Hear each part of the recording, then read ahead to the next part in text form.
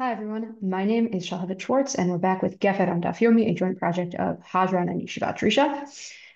The sugya that we'll be exploring today, or really the halakhic concept that we'll be exploring today, which shows up on our daf, is Zachin la'adam shelo b'fanav. Um, the idea that someone can benefit on behalf of somebody else, even not in that person's presence, and even without that person's explicit consent. So, if someone owes me money, someone else can, let's say, collect the loan on my behalf, and then the money becomes mine via their kinyan of the money that is done for me, or someone can, pick up a check for me, or as long as the transaction or the action itself that is being done on my behalf is unambiguously good for me. Someone can do it even without asking my explicit permission first, or even without my explicit appointment of it. That's the concept. Shows up on today's daf, and will be really what we'll be exploring today is a kind of conceptual exploration of this institution of zachin ladam shelo b'fanav, and via its relationship to another halachic concept, the concept of shlichut. It often pays when trying to understand a deen or a halachic concept to take a look at other halachic institutions or other halachic concepts that seem similar in some ways to the one that we're trying to understand, to see and to do a little bit of comparative work and to understand, okay, to what degree are these actually related? Is one a subset of the other? Is one a kind of subcategory of the other? Are they in some ways two sides of the same coin, or are they actually more or less different? And what we'll be looking at today are a couple of different, primarily via Shitat Tosafot, but also via a couple of different rishonim, trying to understand the relationship between Zachin la'adam shelo b'fanav and the halakhic concept of Shelichut, through which I can appoint someone to do some kind of action, or make some kind of kinyan on my behalf. So let's get started with the mishnah. The mishnah on today's daf, in which the concept of zachin appears. We're in the context of a discussion of a shliv, right? A person who is on his deathbed, and whether or not he can declare his intentions about his will verbally rather than writing it down. So Rabbi Eliezer, Rabbi Shabbat, Rav Kayamim, Mipnei she'ein yachol lichtov, right, on Shabbat, because he can't write, a shliv can make a will verbally. Of Rabbi Yehoshua, Rabbi Shabbat amru kal v'chol b'chol. And Rabbi Yehoshua says actually the only reason it works on Shabbat is because it also could have worked in Chol. This less li'inyanenu. So, but we see that Rabbi Eliezer and Rabbi Yehoshua have a similarly framed machloket, not about the shliv but about zachin. So the Mishnah continues, kayotzebo, zachin lekatan ve'in zachin legadol, divrei Rabbi Eliezer, right? Someone else can be zocheh on behalf of a katan, but not a gadol, according to Rabbi Eliezer. Whereas Rabbi Yehoshua believes not the opposite deen, but the opposite logic. Lekatan amru kal v'chomer legadol, right? Both agree that zachin lekatan. And Rabbi Eliezer thinks that zachin lakatan to the exclusion of a gadol, because right, there's some reason why zachin lakatan can work, but not for a gadol. Whereas Rabbi Yehoshua says, actually, no, a gadol is more obvious, and the fact that zachin lakatan means that obviously also zachin lagadol. So the Rashbam explains why, according to this mishnah, zachin lakatan ve'ein zachin lagadol, according to Rabbi Eliezer, and explains the opposite logic as well. So zachin lakatan, according to the Rashbam, why? Ho'il ve'ein lo yad lizkot la'atzmo mamon shenotnim lo tiknu chachamim sheyehei acher zocheh u'mekabel etzorka. Right? That a katan who is not considered a bar dad, is not considered to be able to really make his own economic transactions. So that's the reason why tiknu chachamim, right? Why Chazal made a takana that other people can do it on his behalf. He can't do it by himself, so other people can do it for him. Whereas ein zachin gadol sheharei yachol lizkot b'atzmo, right? A gadol can do it on his own, so why would he need someone else to do it for him? There's no reason for Chazal to make such a takana. That's Shitat Rabbi Eliezer. Shitat Rabbi Yehoshua is the opposite. Shitat Rabbi Yehoshua is katan amru mishum dezachin lo shelo b'fanav, right? That zachin lekatan works via this broader concept of zachin la'adam shelo b'fanav, right? That in general, there's a principle of zachin la'adam shelo b'fanav, that and v'kol sheken hagadol sheyesh lo yad lekabel v'lizkot, v'shaliach nami matzi mashvi, right? That, and the Rashbam here already is connecting the principle of zachin to the principle of shlichut, right? Just like with shlichut, I can appoint someone to do something on my behalf, and I can only appoint someone to do something on my behalf if I could have done it myself. So too, zachin, no one's appointing anyone, and no one's appointing anything, but someone can do something on my behalf based on the fact that I could have also done it on my own. And if that's true, that makes it more obvious that zachin should work with a gadol rather than with a katan. A katan couldn't have done it on his own. So the fact that we know that you can do zachin with a katan, right, means that it must also be the case that zachin works for a gadol. The Gemara on this mishnah, though, notes that there are actually two different versions of this mishnah in which the shitot are flipped, or almost flipped. Right, Matnitin Mani Rabbi Yehuda. So this mishnah that we have on our daf, the mishnah in Bava Batra, is Aliba de Rabbi Yehuda. This is Rabbi Yehuda's version of that mishnah, right? Rabbi Yehuda and Rabbi Meir have a machloket about the machloket Rabbi Eliezer and Rabbi Yoshua, who said what. So, Rabbi Yehuda's version of the Mishnah is almost exactly what we saw, but we're going to see, Titania, we're bringing the other version of the Mishnah, Rabbi Meir's version of the Mishnah, in which the shitot are more or less flipped.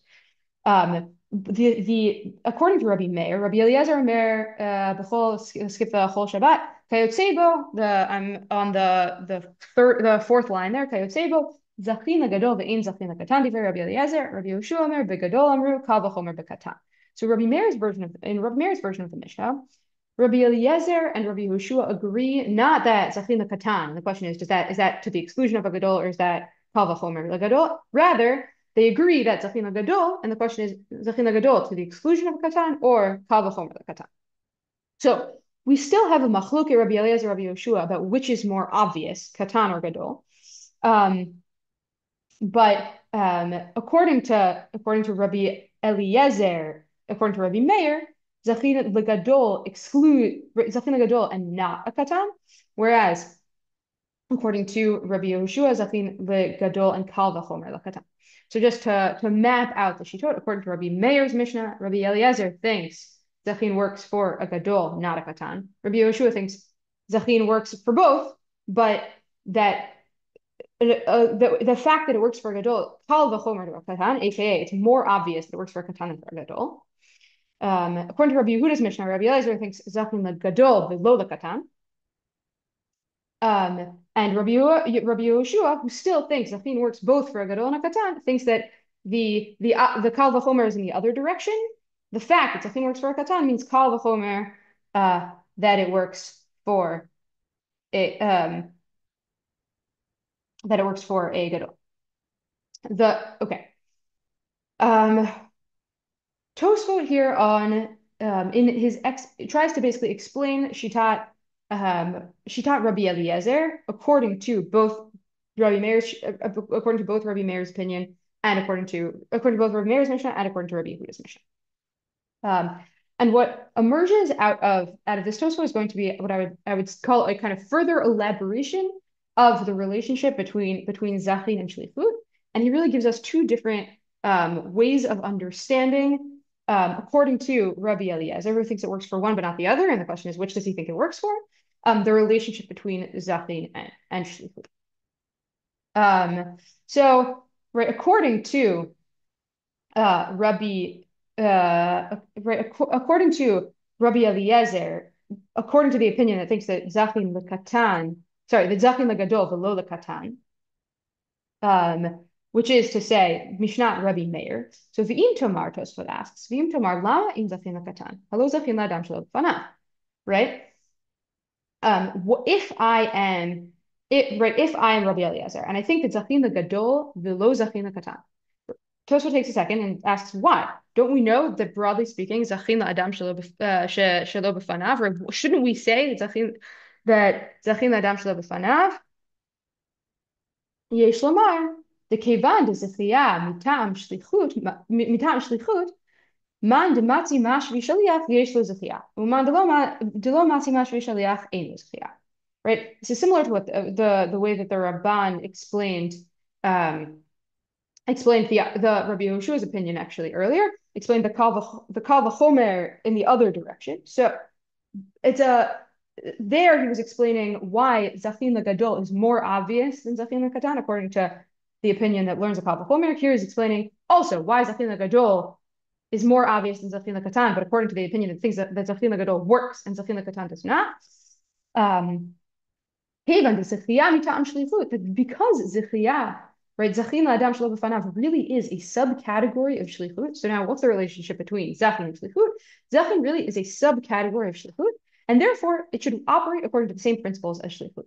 Right. So the kind of person or the set of people who can appoint a Shaliach are also the set of people for whom Zachin can work. Right. If you think about what the relationship between Zachin and Shlichut, according to this model, usually, right, Shlichut involves what? I have to appoint a Shaliach. There's a minui that is required. But Zachin may, and we'll see this kind of elaborated more explicitly in a different Tosafot in a moment, seems to be really just Shlichut that for some reason does not require that minui, does not require that appointment of a Shaliach. And presumably because if it's obviously for my benefit, there's some kind of implicit or assumed consent or assumed appointment almost that can happen even without my explicitly doing it. But it would still, but because Zachin really is just a kind of Shlichut, it should only apply in the cases where Shlichut can apply. Now he tries to explain Rabbi Eliezer in the other direction, meaning Rabbi Eliezer according to Mishnah Rabbi Yehuda. So man itle Zachin lekatan ve'ein Zachin legadol. Right. So if you think that Zachin works for a katan but not for a gadol, svirely kevan de gadol yachol liknot lo tikun le Rabbanan zechia kimo bekatan.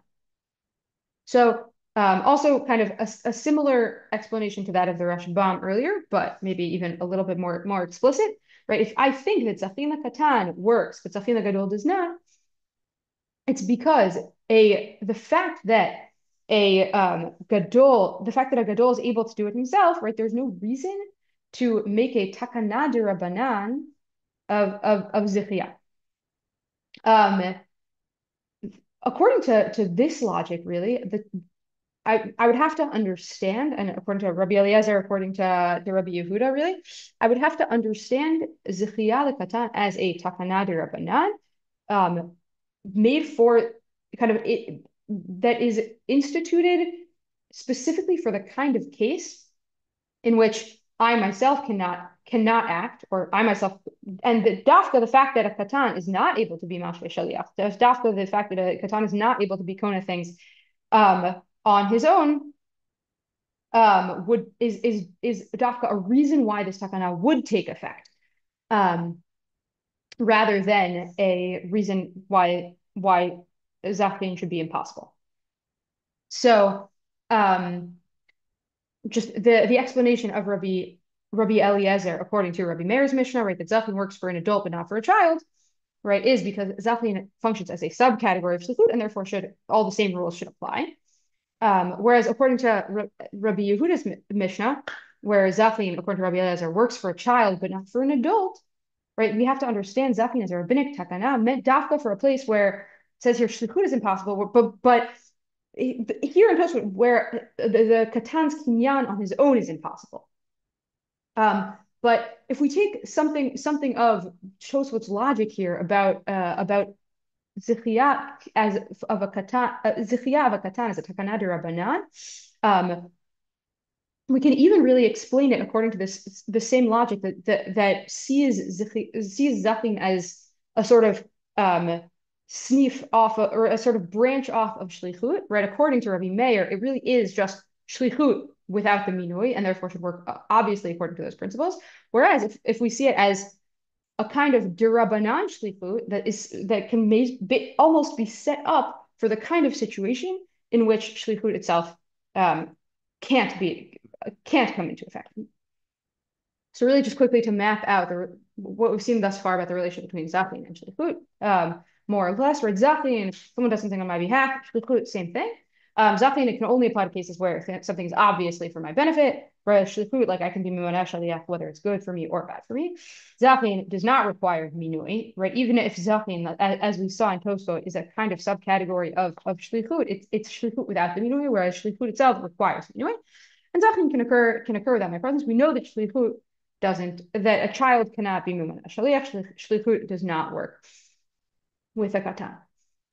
We can see further a little bit more of an elucidation of exactly what according to Tosafot, who ultimately, right, before we saw Tosafot explaining the difference between, or explaining the logic of Rabbi Eliezer according to the different shitot, because we end up seeing Zachin Ladam Shelo B'fanav as a principle all over Shas that does apply to a gadol, right? So we know that Rabbi Eliezer, according to Rabbi Yehuda, is not ultimately how we paskin, which means that Tosafot does end up poskening that, right, that Zachin is mita'am shlichut and should therefore work according to the rules of shlichut. But what happens? We also see that Zachin works for a katan. And we saw that if Zachin really is mita'am shlichut, then theoretically it shouldn't work for a katan. So Tosafot is going to address this and I think give us even further details into what Zachin is and what its relationship is to Shelichut via a sugya in Ketubot, in which we see that Zachin works for a katan. So we see it in the context of a ger, someone who is a ger katan, a katan who is converting. Amar Rav Huna ger katan bilino al dat beitin, right? The beitin can decide to convert a child, even though the child isn't old enough yet to consent. My kanash malan, what's this coming to teach us? That actually being part of the Jewish people is a zchut for this child. V'zachin la'adam shelo b'fanav. Okay, so we see zachin la'adam shelo b'fanav from this memory of Rav Huna, and we see it specifically with a katan. So now Tosafot wonders what to do with this. V'tema dehaz zechia have a mita'am shlichut. Tosafot says, right, look, we see Zechia is mitam shlichut, and just like I explained in Shitat Rabbi Eliezer or Rabbi Meir before, and now, right, Tosafot gives us actually a little bit more, even a further kind of conceptual elaboration of, right, it basically is shlichut, it's shlichut without the minui, and why don't we need the minui according to Tosafot? Because the fact that it is obviously good for him, the fact that it is a zechut means that anan sahade, literally we are the witnesses, but that it's a kind of publicly obvious truth, de avid le shaliach, that the minui of the shaliach, or the fact that this beit din, let's say, is a shaliach for the katan, functions via, right, this principle of anan sahade. That's how Zachin works. Zachin just is shlichut, but minus the minui. But if that's the case, Tosafot wonders, why should it work for a katan? We saw that as an explanation of Rabbi Eliezer, who said it works for a gadol, but not for a katan. So v'im came, hey, ach zachin lakatan, v'halo ein shlichut lakatan. So if zachin really just is shlichut without the minui via anan sadeh, well then if shlichut can't work, then, which we know it can't for a katan, then how can zachin work? The Yael. So Tosafot's answer. And here is where what he ultimately comes out to is, on some level, something that looks kind of like a compromise position between the two positions that he presented earlier. Right, that here with the katan, zachin lo midirabanan. Right, because ha'ate liklal shlichut. So he's quoting a sugya in Bava Metzia, which asks specifically this question about why should Zachin work for a katan if shlichut doesn't, and it explains that one day this katan is going to grow up and is going to be he is going to be a bar da'at, and theoretically shlichut will one day work for this katan, and therefore we say that Zachin is possible for a katan. According to the that Zachin for a katan is Zachin midirabanan, right? Theoretically, Zachin really is just a not a cousin of shlichut, but really a subcategory of shlichut, a way that shlichut can work, or a mechanism through which shlichut can work without a minui. But because of anan sahide, but because with a katan right now doesn't have the capacity to be a shaliach, there's a takana d'Rabbanat that we can do Zachin even for a katan. Right, so that Zachin for a katan operates as this takana d'Rabbanan specifically for the case where it wouldn't necessarily um, work on its own if it had to operate according to, right, as bona fide shlichut according to the principles of shlichut. So what we see on the one hand is that Zachin really is a subcategory of shlichut. On the other hand, that there's an element of a takana d'Rabbanan that specifically allows us to employ Zachin in places where shlichut wouldn't normally operate, based on the fact that one day for this katan, shlichut will be able to operate. Now, this whole shita of Tosafot, that Zachin really does land us right squarely in the world of shlichut, is going to be made trickier by a sugya in kiddushin. Right, the sugya in kiddushin is trying to find a makor for the deen of shlichut, right? If trying to figure out right shlichut minela, and that's the sugya in kiddushin. And they offer one option from the or Rav Gidel Amar says in the name of Rav offers one option from the psukim about nachalat haaretz, right? Minayin ela had Amar Rav Gidel Amar Rav minayin shlichut shel adam k'moto. How do we know that shlichut shel adam k'moto? Shene Amar v'nasiach had mimateh. So that hanchalat haaretz happened via the nesiim, which was one per shevet, and one person per shevet was ultimately being nochel that portion of the land for in all of Bnei, or all of that shevet of Bnei Israel. So we can learn shlichut from there.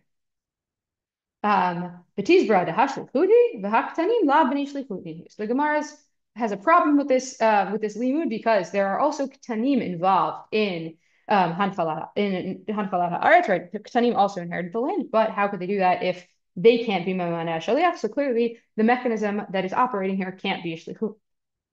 Ella, you had Rava bar Rav Huna, the Amar Rava bar Rav Huna, Amar Rav Gidel Amar Rav. So we have actually a different version of this memra of Rav Gidel in the name of Rav, which is that we're not learning shlichut, we're learning something else. Minayin shed zachin l'adam shelo b'fanav. What's this something else that we're learning? It's zachin. How do we know that zachin l'adam shelo b'fanav? Shene'emar v'nasiach ad nasiach ad. So we don't have to worry about the katan problem because we're not talking about shlichut, we're talking about zachin. And what's going on in hanchalat haaretz isn't that anyone was explicitly being memaneh shaliach, but rather that the nesiim were being koneh the land, right? We're being nochel the land on behalf of Bnei Israel, which is a zichiyah for them, and therefore it should work for the gedolim and also for the ketanim. Then we end up the Gemara ends up rejecting that because we're at the question of really whether it counts as a zechut or not. But we don't need to enter into that. But what does that make it sound like?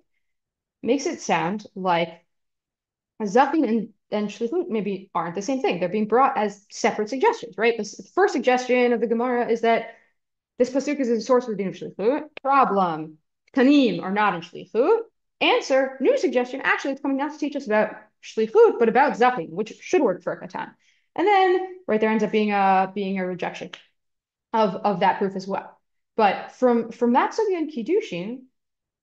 And this becomes the broad stroke shita of all of Chachmei Sfarad. From that sugya in Kiddushin, it really seems like Zachin and Shlichut, right? Lo karav zel zeh. They seem to be separate principles that operate separately. That it makes sense according to the Gemara that even though Shlichut doesn't work for a katan, Zachin still would, and that all of this is operating on the Doraita level, right? We're wondering about psukim from the Torah that teach us about this din 1 versus din 2. So that's where the Rashba ends up. Why the Rashba? He says it almost most clearly out of the Chachmei Sfarad. Mehad de'amre v'tisbra dehashlichutu im kein matzinu shlichut lekatan v'amrinan ela kihad Rav Arafuna Rav Gidel Amarav minayin shezakin ladam shelo b'fanav. From this sugya, mashma says the Rashba de'zichia lad midin shlichutu. That zichia is actually not a subcategory of shlichut, but that it's something else, and that it works according to different rules and operates according to different principles. And then he ends up having to sort out a different sugya in a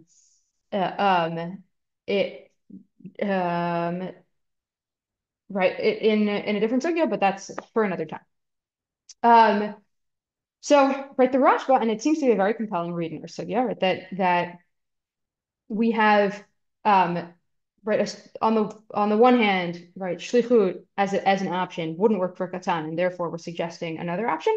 So the Rashba's understanding from this is that Zachin and Shlichut are actually two different categories. So here, just conceptually, right, we have the read of the Rashba and the read of Tosafot and how it kind of plays out in the different sugyot. So Zachin, according to, let's look at Tosafot first, actually, even though it's second on the slide, right? That a child can't appoint a shaliach, which seems to be a problem for the idea that Zachin works for a katan, because Zachin is really just shlichut without the minui. Zachin really just is shlichut that works without the minui. Whereas according to the Rashba, the fact that Zachin works for a katan, whereas shlichut does not work for katan, isn't a problem at all, because Zachin is just this totally new mechanism that doesn't really operate according to the principles of shlichut at all. It's a separate thing. According to Tosafot, the logic behind Zachin, right? If we understand Zachin as a kind of subcategory of shlichut, right? Once we understand shlichut, the logic behind Zachin is the same logic, and the fact that it works without a minui, why does it work that? Via anan sahade, via this idea that like there's implicitly understood consent by everyone. Whereas according to the Rashba, right, the Rashba wants to say it's a different deen. He doesn't really give us that much to tell in terms of what conceptually that deen is, right? That's why on some level there's logical or conceptual payoff to making Tosafot's jump and understanding Zachin as a subcategory of shlichut. According to the Rashba, Zachin is Doraita. According to Tosafot, Zachin, at least when it comes to a child, is Rabbanan. And we saw that he at least entertained the possibility in our second Batra that according to Rabbi Eliezer, according to Rabbi Yehuda, Zachin is entirely Rabban. Now the question is going to be, what does Tosafot? How would Tosafot have to read the sugya in Ketubot? The sugya in Kiddushin in order to make it make sense with his understanding of Zachin as a subcategory of shlichut, right? We saw that there are these two suggestions that the Gemara gives, right? The first, minayin shezachin l'adam shelo b'fanav, and the second, the first that minayin shlichut shel adam kamota minayin, and the second that minayin shezachin l'adam shelo b'fanav. So what is Tosafot going to have to do? Tosafot is going to have to re-understand the relationship between those two suggestions that the Gemara makes. So, right, the way that we understood it, broad strokes, was that there's one suggestion. What do we learn from this pasuk? There's a problem, so we offer a new suggestion that is separate. But maybe what Tosafot is going to have to do is understand the second suggestion not really as a new suggestion, but as a sort of emendation of the first suggestion, right? If we understand the first option is right, the minayin sheshlu kol shel adam k'moto. Oh, but that doesn't really work because there can't be minui because there was a katan. So maybe, right, that if we understand that Zachin is a subcategory of shlichut, it's not a totally new suggestion, but an emendation of the first. Not shlichut doesn't work, but Zachin does, but rather shlichut we thought couldn't work because there was a katan involved. But maybe there's right, shlichut bona fide shlichut greda doesn't work because there are katanim involved. But what's the kind of shlichut that we know a katan can do? Zachin. So maybe the mechanism wasn't the mechanism of shlichut, but the result was the result of someone else can do something for me. Maybe that was possible despite the fact that shlichut, or that minui shaliach wasn't possible, and it was possible via the operation of Zachin, which can work even for a katan, as we saw in that other sugya. And that allowed for the quote unquote appointment of someone of these nesiim to do something on behalf of the Am. So Tosafot would really have to read the sugya differently. What we can see here is that these kind of fundamentally conceptually different understandings have ramifications in how these rishonim are going to read the text. And that's going to take place all over Shas, right? Tosafot's broad understanding of Zachin as a subset of shlichut is going to cause him problems according to the sugya that think that Zachin is possible with a katan. But then therefore he's going to have to explain the way that this deen and his understanding of it fit into the text of the various sugyot. Thanks so much and see you next week.